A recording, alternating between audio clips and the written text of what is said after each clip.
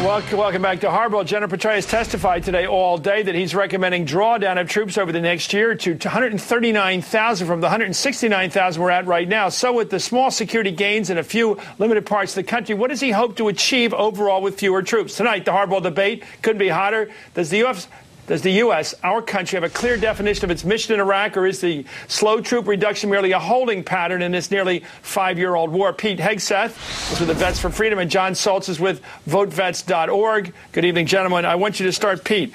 I didn't hear a lot of definition tonight, or all day today, rather, from Petraeus or Ambassador Crocker. How close are we getting to the goal in Iraq, which the whole surge was meant to give us a chance at, which is a government in Baghdad that could defend itself? I think, Chris, what they said is that we're getting closer because the first step in doing that is providing real security on the ground for the population. And General Petraeus laid out exactly how civilian deaths, sectarian deaths, all these metrics are trending in the right direction, which eventually, and it's not going to happen immediately, we've only had a full complement of troops for just under 3 months now, eventually should provide the security conditions for an Iraqi government. But we're reducing the number of troops by next summer, so they must feel they've accomplished something. What is it? They have accomplished something. What is it they've accomplished? And then Iraqi security forces can hold that security environment and continue to improve it. But you can't assess success or failure. When you watched today for all those hours, did you ever get a sense of how close we're getting to a government that can defend itself over there? I think it's definitely frustrating. Hey, no, I just want to know. Did you get any? No, you can't get a sense because it has to be 5 years, 10 years. It has to be conditions based, and that's what Petraeus and Crocker both laid out. Is you cannot. There's no DC timeline. The president. Let me go to John. The president called for a surge for a purpose, not just to have a surge, but to create a breathing space for these politicians in Iraq. Well, what they did is they went on vacation. But I think today when you... So are we any closer to our goal of a government over there that can defend itself? Nobody denies the American army can stay there as long as it wants and defend themselves while they're there. The question is, are we building a country that can defend itself so we can leave? Are we getting any closer to that goal after 6 years? We're not getting closer on two aspects. I mean, militarily, we have not gone after the Shia militias. We haven't gone after the Mahdi army. We haven't gone after Badr Corps. We're playing whack-a-mole. Diyala is much less stable than it was now before. I think what you saw today when they said they're going to lower troop levels next April, I mean, that's really what this is about, and it said it. If we were successful in the surge, you would have kept more troops there. This is a political strategy. For what purpose? For two things. First off, so the president doesn't have to lose.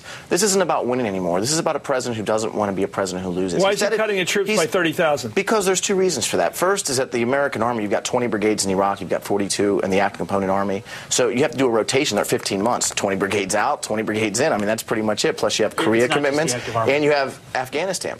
And I think the second issue is that you've got these moderate Republicans that are in big trouble. You've got the Chris Shays out there, the Tim Murphys in Pennsylvania. You've got Jim Gerlach's in Pennsylvania. These guys are going to have hard races. They've lined themselves up with the president. How do they survive? So this is their chip. Here, we're going to draw down 30,000 troops. So this is about politics. Let me ask you, why are we reducing the troop complement by 30,000? What John is saying is that this is all about politics. That's exactly what I'm telling you is that General Petraeus didn't come here wearing red or blue, right or left. He came here as Where did he get the 30,000 troop level from, the reduction? Because he believes that we will create the security environment that would allow that. Don't we all want to bring our troops home with honor?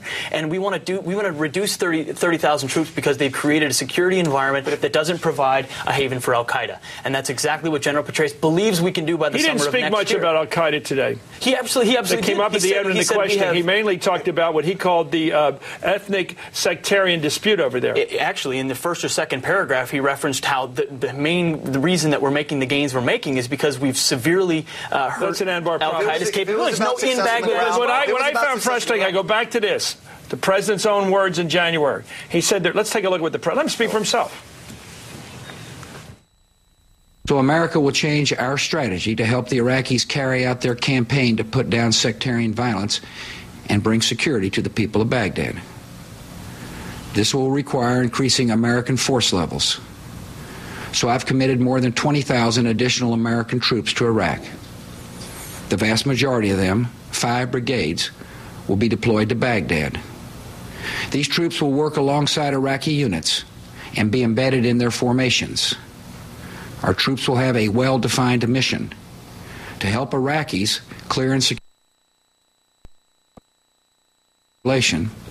and to help ensure that the Iraqi forces left behind are capable of providing the security that Baghdad needs. So there you have it. The whole purpose of the search was to get Baghdad in shape for the politicians to do their job. And yet today, Petraeus over and over was given a chance, and so was Crocker, to explain what political progress has been made in all these months. I didn't hear anything. I didn't either. But this is about politics. I can't stress this enough. I mean, about domestic politics? This is absolutely about the politics of Iraq. We're fighting for them to have a democracy. If this was a military strategy, why didn't General Petraeus come here and say, you know what, we've had great success. I need more troops for Diyala province. I need the president to mobilize this nation for war.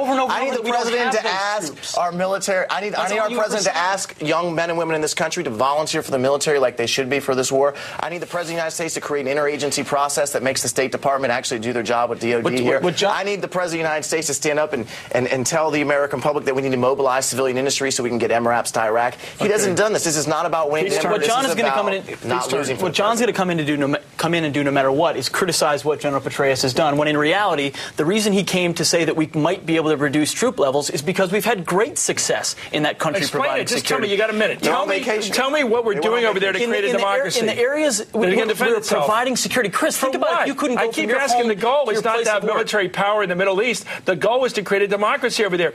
Are we doing that? Chris, you got to let me answer the question. I am. The only way we can create that kind of democracy that needs to be there is to dampen the violence. Imagine if bombs were going up in the street. What's gotten done in the meantime? We've increased troop levels in Baghdad. What is happening in creating the government we want to create? We are dampening sectarian violence. To what effect? If you look at the trends, they're down 50, 60, 70. And that's why Admiral Fallon, and that's why the president laid out the mission. The mission is not military power in the Middle East. The mission was to establish a defensible, stable, democratic government in Iraq. Are we doing that now? Too slow on the political side. I totally agree. That's what we're all agree on. We're in agreement. All this argument, we agree. Thank you, Pete. Thank you, Jon Soltz. Up next, the roundtable dice.